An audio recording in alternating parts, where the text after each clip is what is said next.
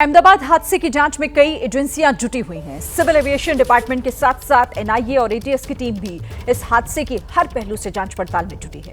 वहीं इस हादसे में जान गंवाने वाले लोगों का परिजनों के साथ डीएनए जांच कर मिलाया जा रहा है, ताकि जल्द से जल्द परिजनों को जान गंवाने वाले लोगों का शव सौंपा जा सके। इस हादसे में गुजरात के पूर्व सीएम विजय रूपाणी का भी निधन हो गया। उनका शव का डीएनए मिलान हो चुका है। आज पूर्व सीएम विजय रूपाणी का अंतिम संस्कार होगा।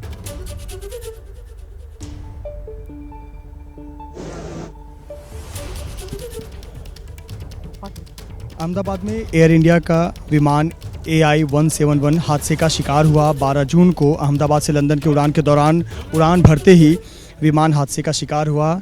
इस विमान में क्रू सहित 242 लोग सवार थे, जिसमें एक व्यक्ति को छोड़कर, एक यात्री को छोड़कर सभी अन्य 241 यात्रियों की मौत हो गई। और उसी में गुजरात के पूर्व मुख्यमंत्री विजय रूपाणी भी सवार थे, जो अपनी बेटी से मिलने अहमदाबाद से मुंबई जा रहे थे।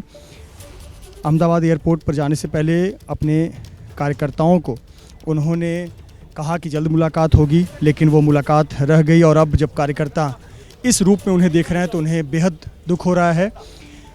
पूर्व मुख्यमंत्री विजय रूपाणी का ये पार्थिव देह है, जो कि अहमदाबाद के सिविल अस्पताल से ले जाया जा रहा है। यहाँ एम्बुलेंस में उन्हें ले जाया जाएगा और फिर एयर एम्बुलेंस की मदद से उनके गृह क्षेत्र राजकोट ले जाया जाएगा, जहाँ पर उनका अंतिम संस्कार होगा।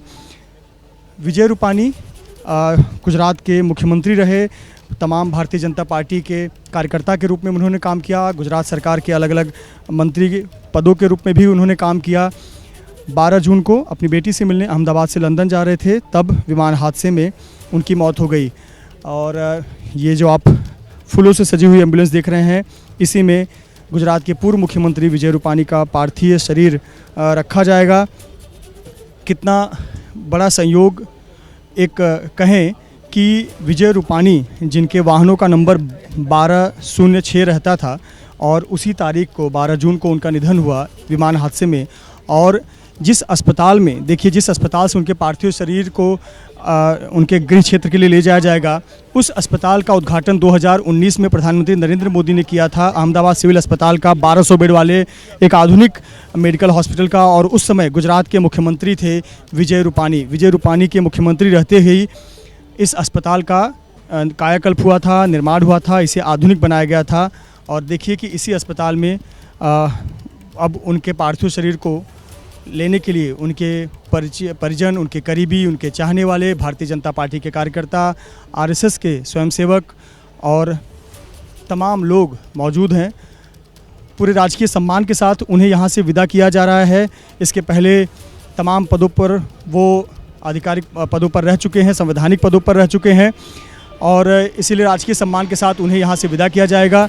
आपको बता दें कि 2 अगस्त 1956 को म्यांमार में उनका तब का वर्मा नाम हुआ करता था उस पड़ोसी देश का, और वहाँ उनका जन्म हुआ था। लेकिन वहाँ पर जो राजनीतिक उथल पुथल थी, उसके बाद उनका परिवार भारत आ गया और बाद में गुजरात में आकर वो बसे। और राजकोट में ही उन्होंने धर्मेंद्र सिंह जी आर्ट्स कॉलेज से BA और फिर सौराष्ट्र विश्वविद्यालय से LLB की पढ़ाई की, और छात्र राजनीति की शुरुआत भी उसी दौर में शुरू की। अपने पढ़ाई के दौरान ही उनका झुकाव, जो जुड़ाव था, वो ABVP से रहा, और 1971 में वो RSS और जनसंघ में शामिल हुए। और जब 1976 में इमरजेंसी लगी, तो इमरजेंसी के दौरान वो 11 महीने जेल में भी थे, और उस दौरान का उन्होंने राजनीतिक परिपक्वता का एक परिचय दिया। उन्होंने भारतीय जनता पार्टी या RSS कार्यकर्ता के तौर पर अपना योगदान दिया। और 1987 के राजकोट नगर निगम में वो पार्षद बने, और फिर 1996-97 में वो राजकोट के मेयर बने। राजकोट के मेयर बनने के बाद उन्होंने ऐसे कार्य किए जो लोगों की नज़र में आया, पार्टी की नज़र में आया, और उनका कद बढ़ता चला गया। अगर हम उनके पार्टी में उनकी भूमिका की बात करें तो 1998 में वो भाजपा के महासचिव रहे। 2006 में गुजरात पर्यटन निगम के अध्यक्ष के रूप में उन्होंने काम किया।